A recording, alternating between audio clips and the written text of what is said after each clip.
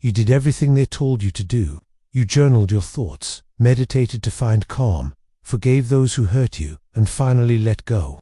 You faced your demons head-on, cleaned up those old emotional wounds, and silenced the constant noise. In your mind, for a while, it felt like you'd made it were calm, in control, healed. But then something strange happened. The noise disappeared. And what was left wasn't peace or clarity. It was silence. Not the kind of silence that soothes you, but a cold, empty room inside your chest where something used to live. It wasn't fear. It wasn't pain, but it wasn't joy either. Not meaning, not hunger, just stillness. A stillness that feels like death with a smile on its face. You're not breaking down anymore, but you're not truly alive either.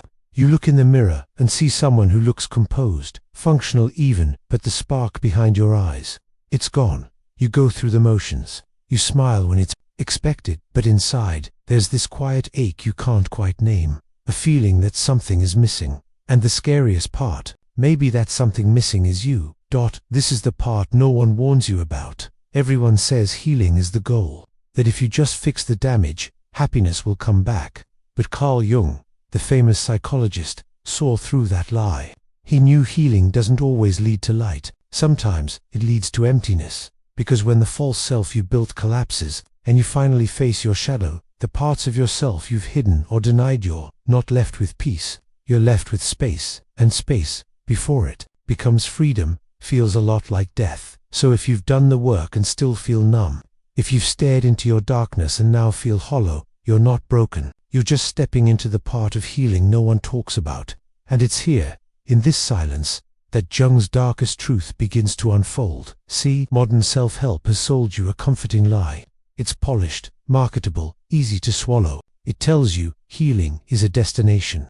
That once you let go of the past, raise your vibration, journal enough, meditate enough, speak your truth enough, you'll finally arrive at peace, happiness, a life that feels good again. But what if that feeling never comes? What if you do everything right and still wake up hollow? Still wonder what the point is? Still sense that something essential has slipped away?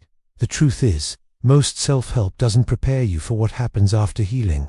Because what it really sells you is comfort, not consciousness, safety, not wholeness. Jung saw this illusion clearly. To him, healing was never about relief. It was about confrontation, not just with your past, or even your pain, but with the very structure of your identity itself. Here's the terrifying truth. You can make peace with your childhood, process your trauma, forgive those who hurt you, and still be living a lie. Why? Because healing the wound doesn't mean you found the self that was buried beneath it. It just means the pain isn't screaming anymore. And when the pain stops screaming, the silence that remains can feel like clarity, but it can also be a trap. Jung called this false integration. That moment when you mistake emotional relief for true inner transformation. When feeling better becomes confused with being whole. You wear your growth like a mask on the outside, fractured underneath. You've learned how to manage life, how to function, how to keep things together, but you haven't yet faced the terrifying question. Who is the you that survived all this healing? What happens when the tools stop working? When the rituals feel empty? When peace feels sterile and joy feels out of reach? That's not failure. That's the edge of something deeper. The part of the journey where most people turn back, or worse, pretend they've arrived. But Jung didn't stop there. He pushed through the illusion, and what he found wasn't the end of suffering, but the beginning of truth. Real healing, Jung believed, isn't about escaping the darkness. It's about descending into it without losing your soul. And if you're still feeling lost, maybe it's not because you're off the path. Maybe it's because you're finally on it. You were told to face your shadow, so you did. You dug into your past. You confronted the rage, the jealousy, the guilt. You admitted the things you spent years hiding. You pulled back the mask and looked into what was beneath it, and for a brief moment, there was clarity. You saw your darkness and it saw you back. No more pretending, no more filters, just you, raw, unresolved, and terrifyingly real. That moment feels powerful, like a breakthrough, like something ancient cracked open inside you. But here's what no one tells you about what comes next after the confrontation, after the catharsis, after the big aha moment when you name your demons and stand in your truth. What happens next is this. You begin to fall apart. not in a dramatic movie scene kind of way, but internally, quietly, slowly, like a structure realizing it no longer makes sense, because once the shadow is exposed, the identity built on avoiding it can't survive. Jung called the shadow everything you've disowned, every trait, emotion, instinct you repressed to be accepted. It's not just your darkness, it's your rejected wholeness. And facing it doesn't make you feel powerful, it makes you feel lost, because when you reintegrate the parts you once denied, you don't just gain something, you lose something to dot. You lose the false self, the personality you spent years perfecting, the role you played to survive.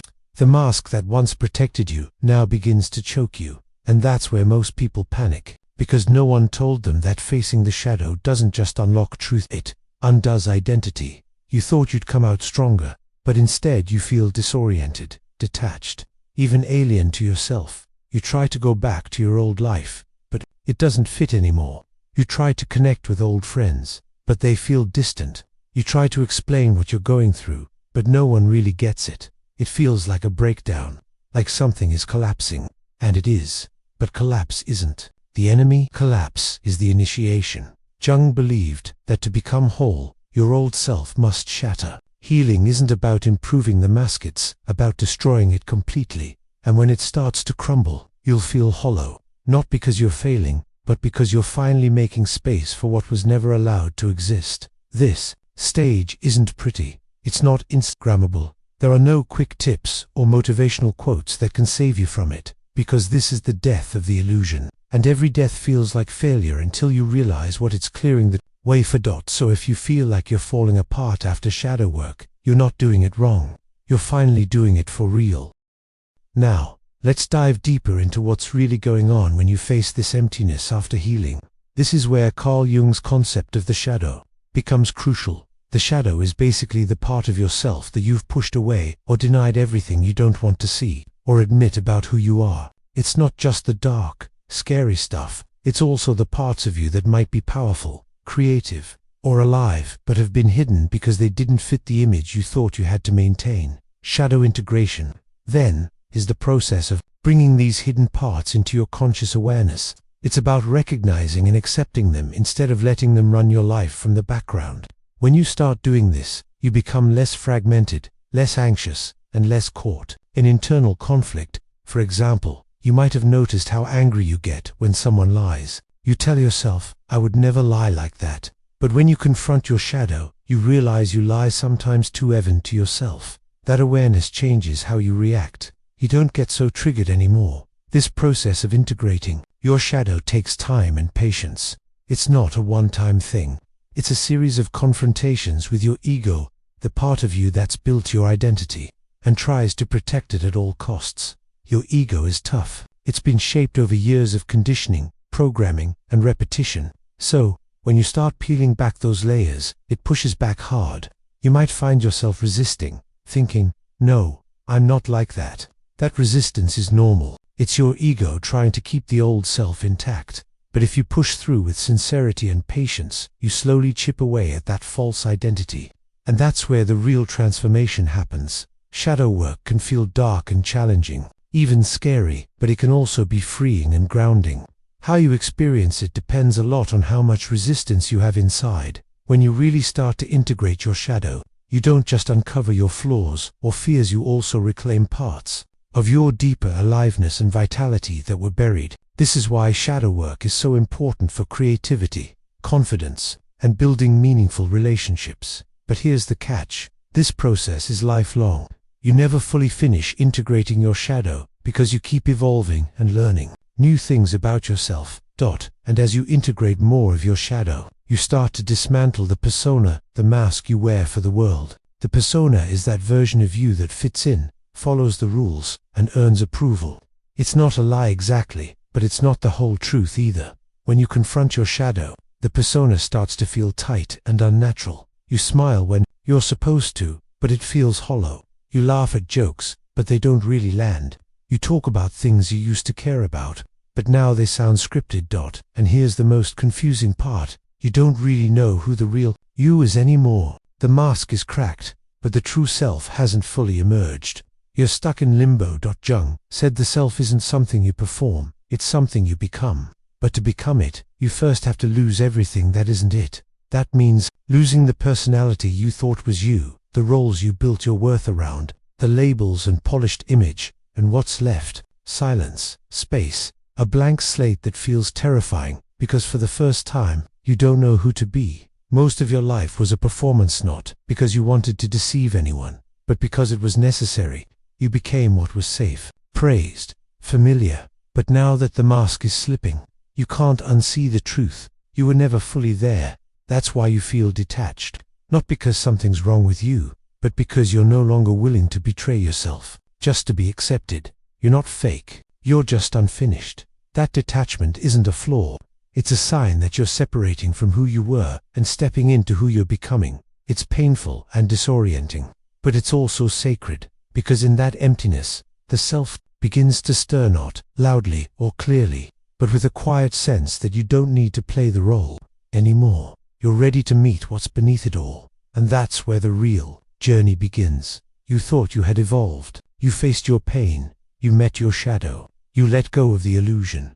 For a while, you felt free, light, awake, like something sacred had opened inside you. But then came the crash. Not dramatic or chaotic, just strange, subtle, creeping. A feeling of hollowness started to return, not the same as before, something quieter but more disturbing. It was as if the awakened you was slipping away. You start asking yourself, am I regressing? Was that peace just temporary? Why do I feel more disconnected now? Most people mistake this moment for failure, but Jung warned us this isn't regression. It's something he called psychic inflation, the ego's silent revenge. Psychic inflation happens when your ego identifies with something bigger than itself, your soul, your transformation. Your shadow work hand then tries to possess it. It's when your ego says, I've awakened, I've transcended, I'm whole now. But the ego isn't gone. It's just wearing a new costume, a spiritual, wise, healed costume. Underneath, it's terrified because it no longer controls the story. It's no longer at the center of your life. So it fights back, not with anger, but with emptiness. The ego stops screaming. It withdraws.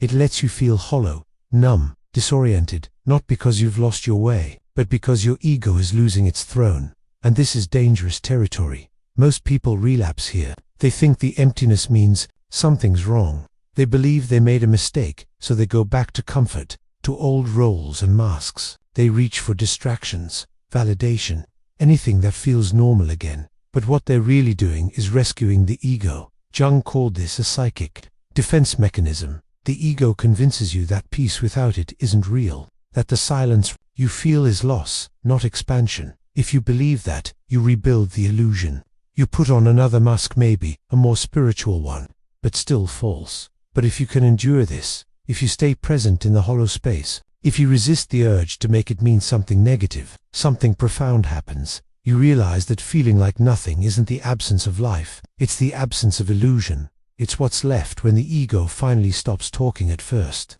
it feels like death, but it's not death, it's a beginning. The part of you that needed control is dissolving, and what replaces it isn't noise, it's depth, presence, truth, untouched by performance. So if you feel hollow after healing, maybe it's not that you're broken, maybe it's that your ego has finally stepped aside, and now something real is getting ready to take its place.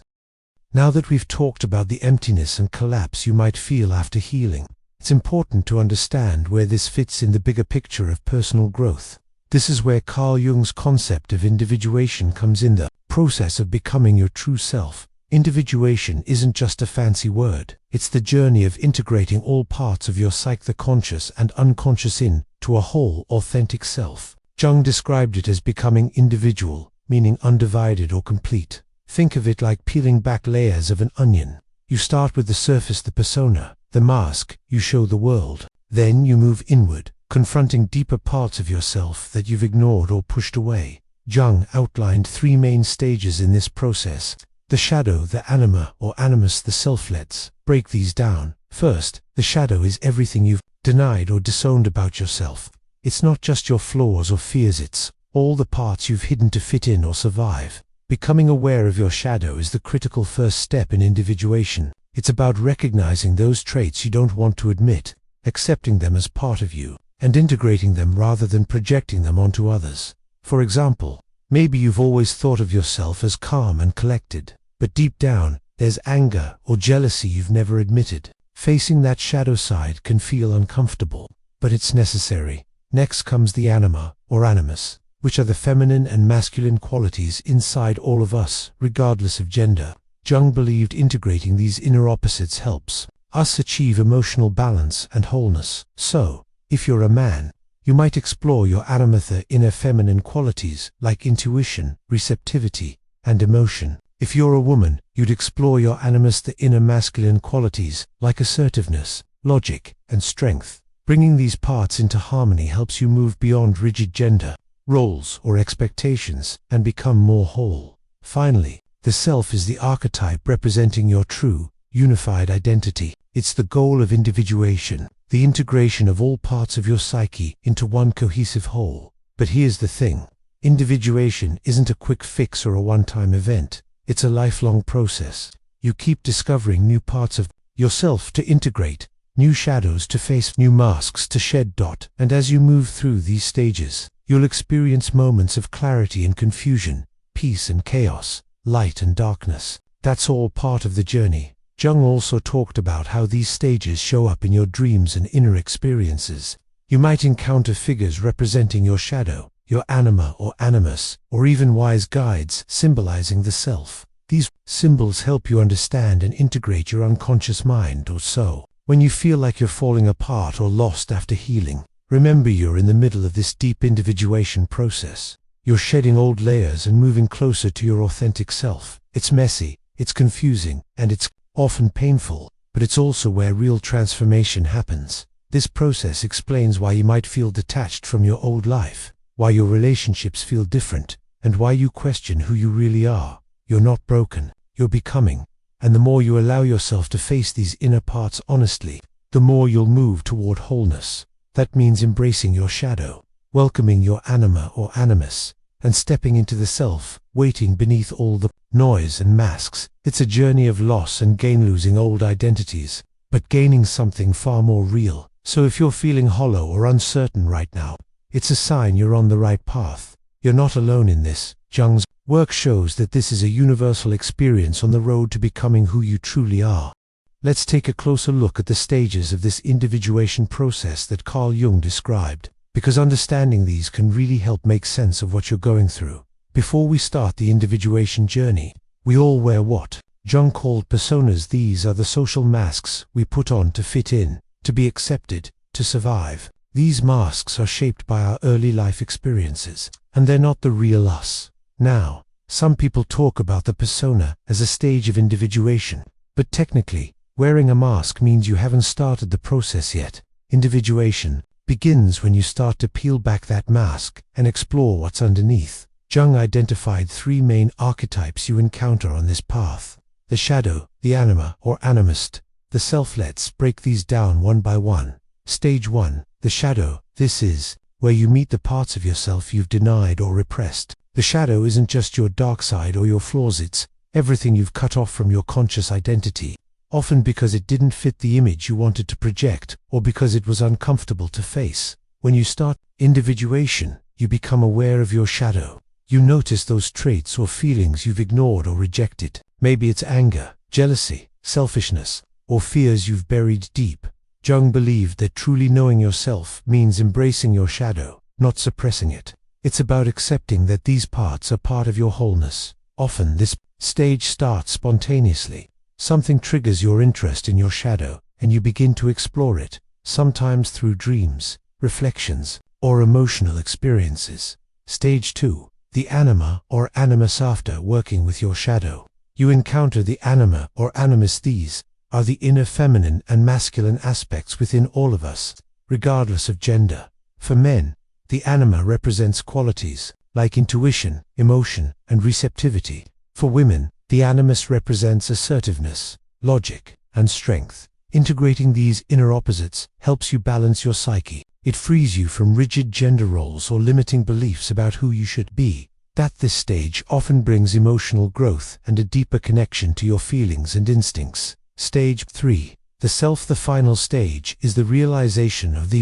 Self, the archetype that represents your true, unified identity. It's the goal of individuation, becoming whole and authentic. But here's the thing, this isn't a quick or easy process. Individuation is lifelong.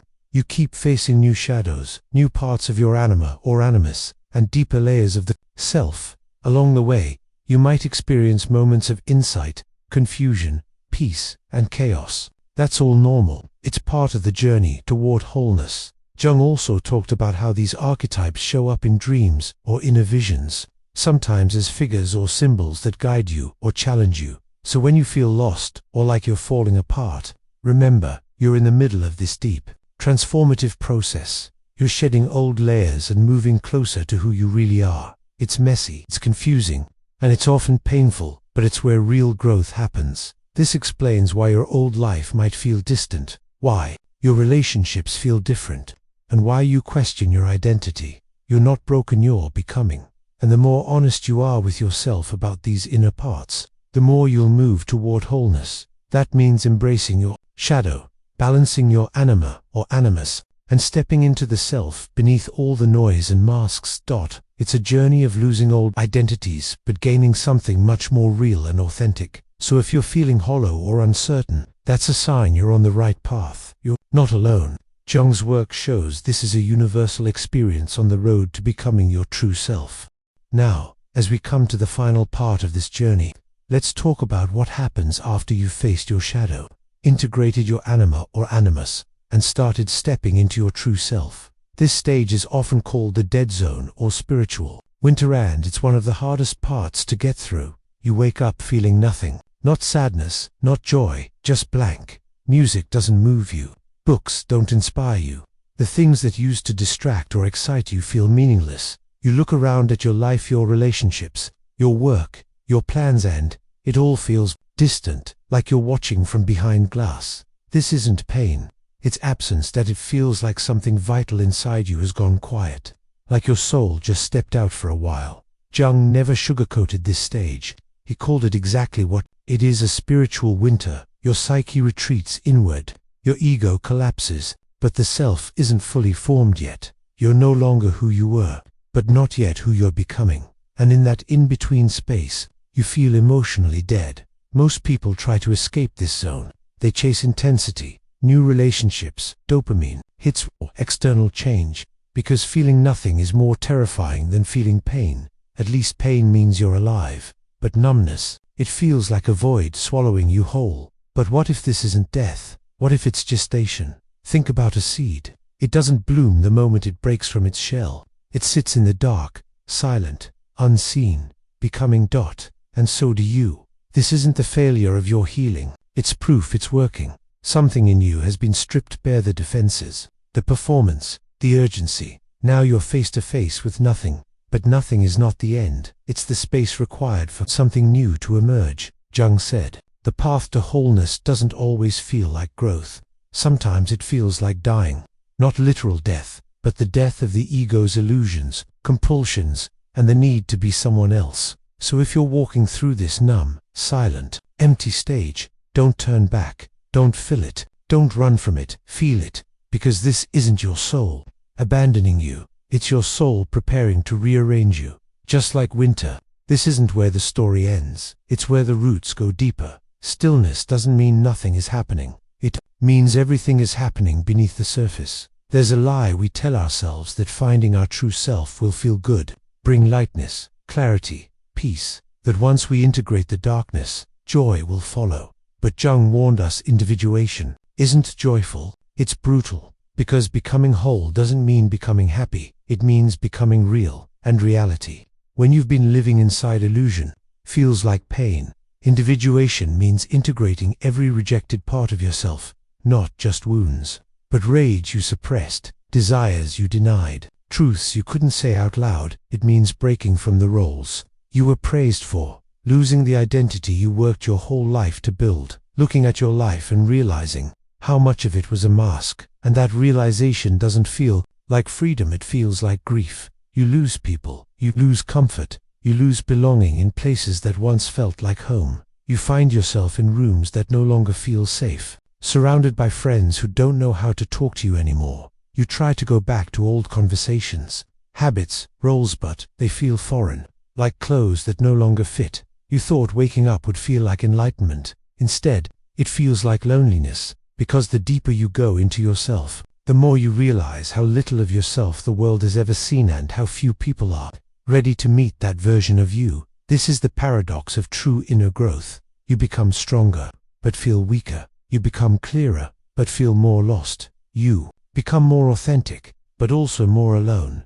Not because you're broken, but because you're stepping into a self that doesn't rely on external scaffolding.